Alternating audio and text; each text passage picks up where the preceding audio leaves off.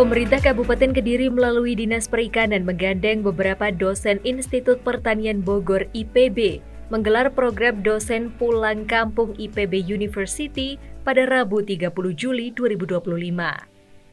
Dalam program tersebut, para dosen IPB ini mengajarkan pada 60 pembenih ikan lele di wilayah Kabupaten Kediri dengan materi edukasi untuk optimalisasi proses reproduksi dalam peningkatan produktivitas benih ikan lele di Kabupaten Kediri dan aplikasi penggunaan batang pisang untuk pencegahan dan pengobatan penyakit ikan lele yang bertempat di Gedung UPT Pelaksanaan Teknis Perikanan Budidaya Air Tawar atau PBAT Pare, Kediri. Kegiatan ini sebagai bagian dari pelaksanaan Tridharma Perguruan Tinggi yang bertujuan untuk meningkatkan pengetahuan dan keterampilan pembudidaya ikan lele lokal dalam memproduksi benih unggul melalui edukasi dan pelatihan berbasis sains dan teknologi. Kegiatan ini dibuka langsung oleh Kepala Dinas Perikanan Kabupaten Kediri Nur Hafid. Dalam sambutannya, ia menyampaikan bahwa pemerintah Kabupaten Kediri sangat terbantu dengan kehadiran para akademisi IPB yang memberikan edukasi berbasis sains dan teknologi kepada para pelaku budidaya ikan lele. Rabu 30 Juli 2025, kita masih diberi kesempatan sehingga dapat mengikuti kegiatan program dosen pulang kampung Institut Pertanian Bogor tahun 2025. Salawat serta salam kita tujukan kepada Nabi Muhammad SAW, di mana kita sebagai umatnya menunggu syafaat beliau di akhir zaman nanti. Indonesia itu tanah tumpah darahku, di sana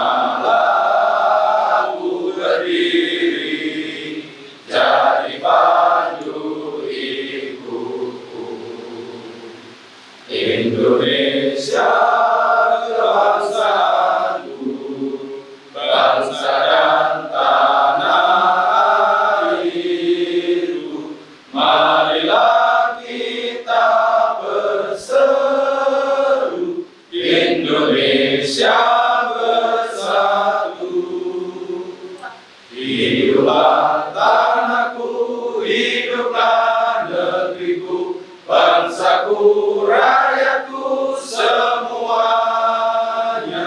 Bangunlah jiwanya, bangunlah badannya untuk Indonesia Raya.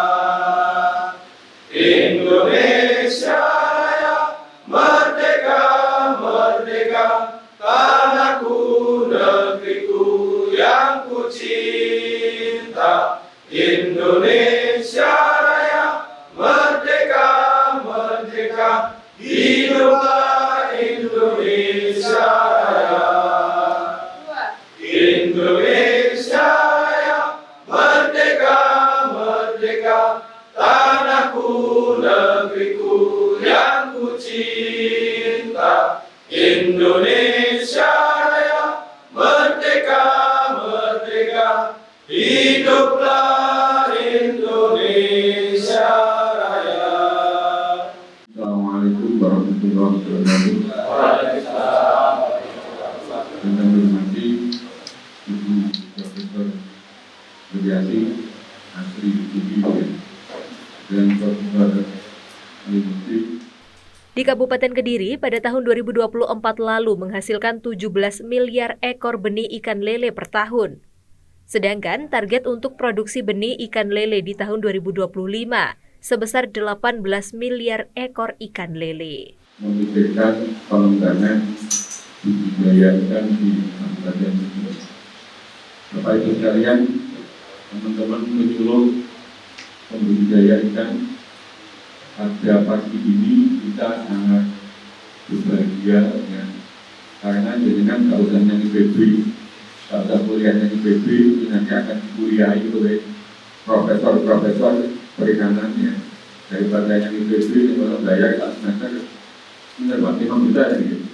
5 juta ini akan bayar kita ya, hal itu konsumsi dan sebagainya. Bahwa Kabupaten Kediri ini adalah merupakan potensi untuk pembelian atau budidaya ikan lele. Di sektor pembenihan di lele saja kita produksi kita itu sudah mencapai 17 miliar ekor per tahun untuk ini sendiri. Nilai ekonominya sudah mencapai 1,5 T. Ini sudah T, jadi kan tidak berantakan ya. Tapi kita hitung itu sudah nilainya sudah 1,5 triliun nilai ekonominya. Sehingga ini sangat membantu sekali pada kesejahteraan masyarakat kita. Namun demikian, kami dari pemerintah kabupaten itu ingin bagaimana menjaga bahwa Kabupaten Kediri ini sebagai produsen benih ikan lele. Sebab itu yang pertama nanti Pak Prof. Alimuddin ini nanti reproduksi ikan, ya. Sehingga mungkin di dalam pembenihan dan sebagainya, mengapa kok tidak berhasil, mengapa kok kalau musimnya begini, ya, seperti ini nilai gede, ya, gede, atau pergantian cuaca ini itu kadang-kadang nentesnya doke gak nentes, ya, terus doke kiwale gak dilemeteng dan sebagainya, itu penyebabnya apa? Padahal begini biasanya nggak macam ya, jadi betul doke akeh yang begitu ya, jadi ya, kemudian Profesor Nur Jati nanti ini akan menyampaikan tentang imunisasi pun, ya, jadi penambahan pakan, bahan pakan itu supaya ikannya mengalami atau mendapatkan imun sehingga ikannya sehat-sehat dan begitu nanti ya. Sehingga ini mungkin sekali, saya harapkan ini nanti bisa dimanfaatkan, saya harapkan nanti masalah-masalah yang ada di lapangan monggo didiskusikan sehingga nanti bisa diselesaikan. Ya, teman-teman dulu saya harap juga maksimal ya. Karena teman-teman dulu ini latar belakangnya macam-macam. Yang paling banyak itu ada penyuluh, ada hukum, ada apa? Ya. Kemudian ada lagi yang banyak adalah di pasca panen, kalau istilahnya. Biayanya mungkin masih kecil, sehingga nanti bisa untuk pengembangan keilmuan di lapangan. Itu mungkin Bapak Ibu sekalian, saya sekali lagi mengucapkan terima kasih kepada tim dari IPB yang telah mengadakan kegiatan program dosen pulang kampung. Ini sangat bermanfaat ya. Daripada saya bayari narasumber profesor ini kan mahal-mahal, ini nggak bayar, saya malah dikasih materi ini kan untung ya. Itu mari kita manfaatkan sebaik-baiknya.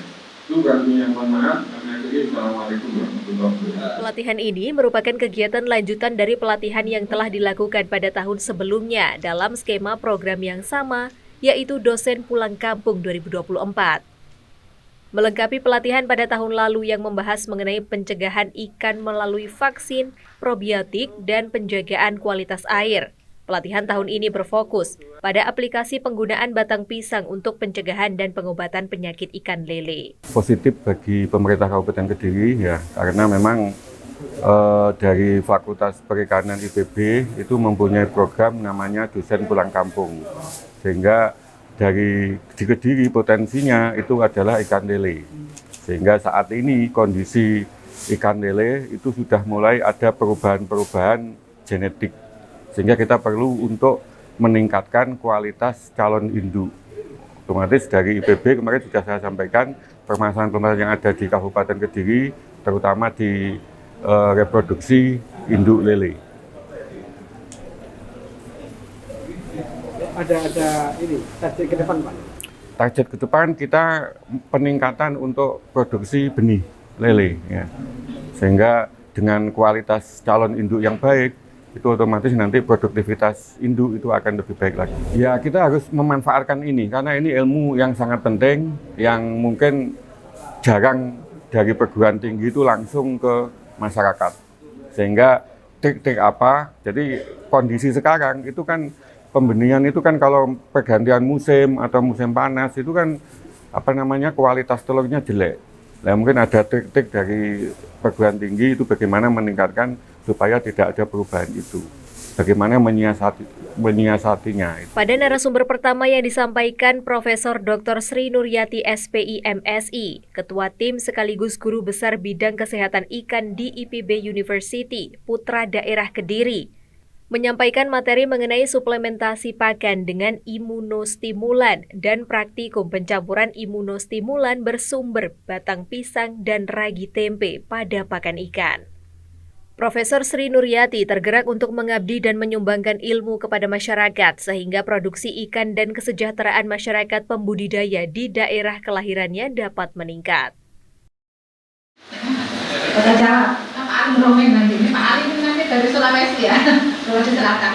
Ya, jadi saya bawa teman-teman semua untuk membantu ya sesuai dengan kebutuhan yang di sini. Kalau imunostimulan bahan yang bisa meningkatkan daya tahan tubuh manusia atau tubuh binatang, termasuk hewan, termasuk ikan, itu namanya imunostimulan. Ya, dia bisa ditingkatkan daya tahannya menggunakan zat atau senyawa tertentu yang bisa meningkatkan daya tahan sehingga begitu ada penyakit dia lebih siap. Kemudian mungkin saya di sini saja biar nggak sedikit. Ya. Nah tujuannya apa? Membantu melawan infeksi. Ya, karena apa? Di air itu banyak sekali penyakit, bakteri, jamur, virus, ya. Parasit itu banyak. Bapak-bapak pernah ikannya ada yang terkena bintik putih ulang tahun. Ulang tahun itu tahun ini ada, tahun depan ada. Ya, biasanya kalau misalnya biar tidak diputus mata rantainya, diistirahatkan dulu sebentar. Ya, kemudian dibiarkan dulu atau dikeringkan dengan matahari. Biasanya dia akan ada terus tahun depannya. Ya, itu salah satu. Ya, jadi kalau parasit nih atau sel abnormal seperti kanker, ya itu bisa dicegah dengan imunostimulan. Jadi kita nanti mengaplikasikan ya imunostimulan untuk ikan. Contohnya ini ada asam organik. Ya, cuma kita tidak pakai sekarang. Tapi kenapa saya sampaikan supaya tahu? Ya di tempat yang lain itu sudah banyak yang pakai ini. Pakai asam sitrat. Ada juga ini asam jemat namanya. Nah kemudian ada lagi makroalga atau mikroalga ya. Makroalga misalnya rumput laut ini mengandung koidan. Ini mikroalga sudah diekstraksi, ini hasilnya. Ini juga imunostimulan ya. Nah ini sebenarnya terlalu teoritis ya, tapi nggak apa-apa ya Pak ya, supaya Pak tahu. Jadi kalau pakai nanti yakin khasiatnya ada. Jadi ini pertama penurunan pH. Jadi pH di usus itu bisa turun supaya dia bisa menghancurkan dinding sel patogen. Yang kedua dia bisa meningkat logam. Logam itu ya menjadi katalis itu perantara ya terbentuknya radikal bebas. Nah, radikal bebas ini yang membuat ikan itu stres. Jadi ini untuk mencegah stres. Penyakit terjadi kalau ikannya stres, ya ikannya stres karena kualitas airnya kurang baik, ya misalnya ada perubahan Pak dari tadinya hujan ke kemarau, sekarang kan lebih dingin, ya kan lebih dingin dari biasanya, ya kemudian kalau dingin, misalnya harusnya mejanya bagus, ternyata enggak, ya nggak matang donat udah hilang lagi, nggak hamil lagi, ya kan ternyata itu juga bisa membuat stres. Suhu turun, apalagi turunnya mendadak, itu juga bisa berpengaruh pada ikan itu mengalami stres. Kalau sudah stres, gampang sakit, tiba-tiba lendirnya jadi banyak, ya lepas lendirnya. Itu tandanya stres hati. Ya. Kemudian stimulasi produksi antibodi. Ya. Jadi kalau misalnya tubuh itu bisa memproduksi antibodi, kalau dia diinfeksi oleh penyakit, dengan kalau aplikasi imunostimulan, misalnya contohnya sumbernya dari makroalga atau mikroalga, nah itu bisa untuk meningkatkan produksi antibodi. Yang keempat, nah ini modulasi sitokin, ya udah dilewatin aja ya Pak ya. Dan perlindungan antioksidan, ya kalau antioksidan nanti supaya tidak gampang stres. Ya. Kemudian perbaikan fungsi organ-organ tubuh ikan yang bertanggung jawab terhadap kesehatan.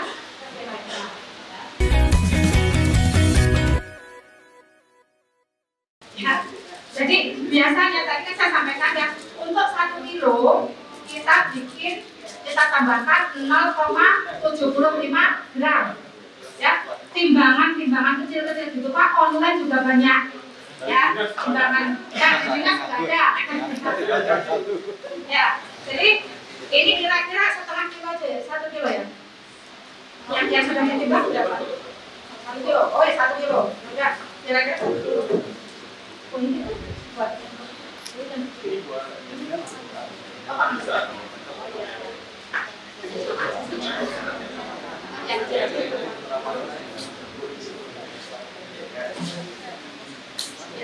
Jadi namanya Mbak Talita ini Pak. Itu sendok kita.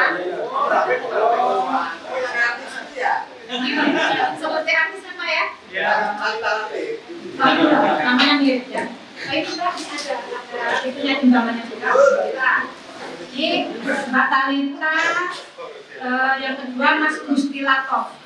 Bukan dari Rusia ya Pak ya, dari Bogor, dari Depok. Nah ini sudah dokter nih. Nah ini master nih. Master. 1 kilo pakan. Bapak Ibu izin terkait dengan bahan tadi kan kita untuk dosis batang pisang yang sudah kita jadikan seperti ini adalah 0,75 per kilogram. Jadi kalau kita mau buat ini 500 gram atau setengah kilo berarti dibagi 2 sekitar 0,375 gram ya. Nah ini nanti karena di sini nggak ada timbangan yang kecil, kita sesuaikan aja seujung sendok ya. Untuk nanti kita campurkan dengan binder ya. Jadi binder ini adalah bahan untuk nantinya melekatkan atau lem ya, yang bisa melekatkan si pakan dengan bahan ya. Nah nanti kita larutkan dengan air. Airnya tadi per kilogram itu kita biasanya sekitar 100 ml ya. Untuk nantinya kita campurkan, baru kita aduk dan diratakan, dihomogenikan di pakan seperti itu. Nah ini dengan bentukan. Nah ini ada cuma sedikit perlunya untuk cuma sedikit perlunya untuk 1 kilo. Karena kan tadi per kilogram itu 0,75 ya. Jadi kita sekali bikin bisa buat banyak makan ya. Ini kita keluar. Nah selanjutnya kita tambahkan, tadi kan ini dosisnya adalah 2% atau 20 gram per kilogram pakan ya. Jadi kalau untuk setengah kilo kita pakainya 10 gram ya gitu, kita bisa timbang. Jadi kita timbang di sini 0,01. Kita tambahkan tadi 100 ml dari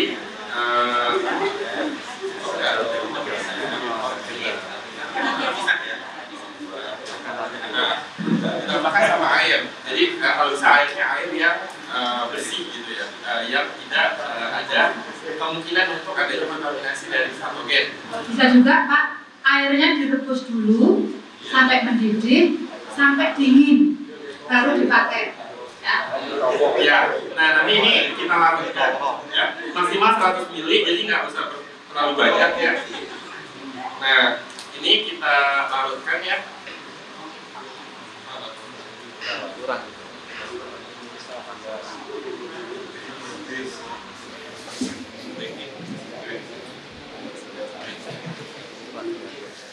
Ya, sambil nantinya kita aduk, kita sebar, kita aduk dulu. Ya.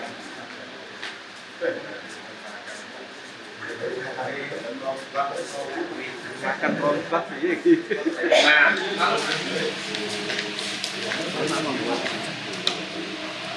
kalau nggak punya molen otomatis bisa bikin molen sendiri Pak, nanti bisa terdiaduk gitu ya Pak ya. Diangin-anginkan, sering anginkan. Dibiarin Pak, diler Pak, disisiskan. ya. Itu kalau untuk yang batang pisang ya. Nah, sama halnya seperti nantinya ragi tempe. Tadi cuma beda di dosis ya, Bapak Ibu. Jadi kalau yang tadi 0,75, yang ragi ini 1 gram per kilogram. Ya, jadi kalau setengah kilo seperti ini kita menimbang 0,5 gram. Ya, di sini prosedurnya sama, tadi dicampurkan dulu ya ke dalam wadah, kemudian nanti diberikan ke pakannya. IPB itu punya kegiatan tahunan, namanya dosen pulang kampung. Jadi kita para dosen itu didorong untuk mendiseminasikan hasil penelitian kita untuk diabdikan, diberikan kepada masyarakat. Nah, kebetulan kami ini dari Departemen Budidaya Perairan, Fakultas Perikanan, dan Ilmu Kelautan Institut Pertanian Bogor. Ya, kebetulan bidangnya budidaya. Saya juga dari Kediri.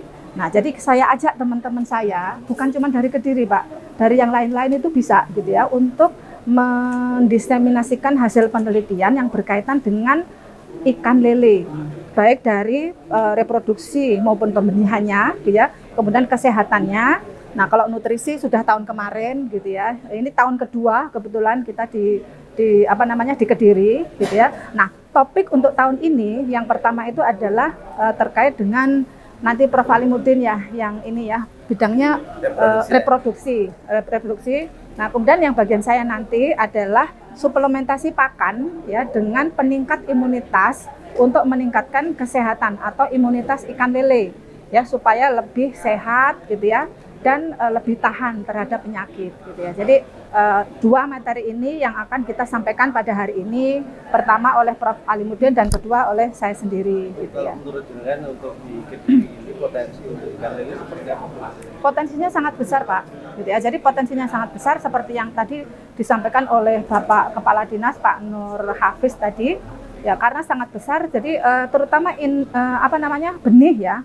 Benih pembesaran juga besar gitu ya. Kemarin saya sempat lihat datanya juga itu ya, data produksi, artinya produksi real bukan potensi gitu ya. Dan itu sangat besar. Itu kalau misalnya tadi disebutkan dari benih saja itu kan potensi dana yang bisa masuk gitu ya karena kegiatan produksi benih itu kan 1,8 T ya Pak Alim ya, 1,8 T.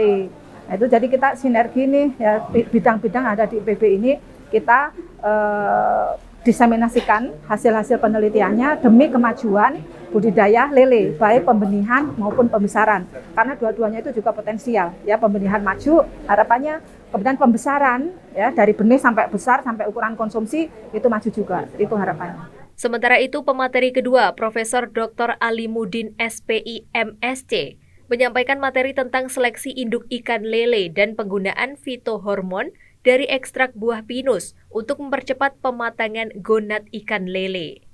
Profesor Dr. Insinyur Widanarni MSI memberikan materi tentang penggunaan probiotik Bacillus NP5 untuk mempercepat pematangan gonad induk ikan lele. Materi seleksi induk menekankan pentingnya pemilihan induk berkualitas berdasarkan karakter fenotip seperti ukuran tubuh, warna, gerakan, dan bentuk organ reproduksi. Seleksi ini menjadi langkah awal krusial dalam menjamin mutu benih yang dihasilkan.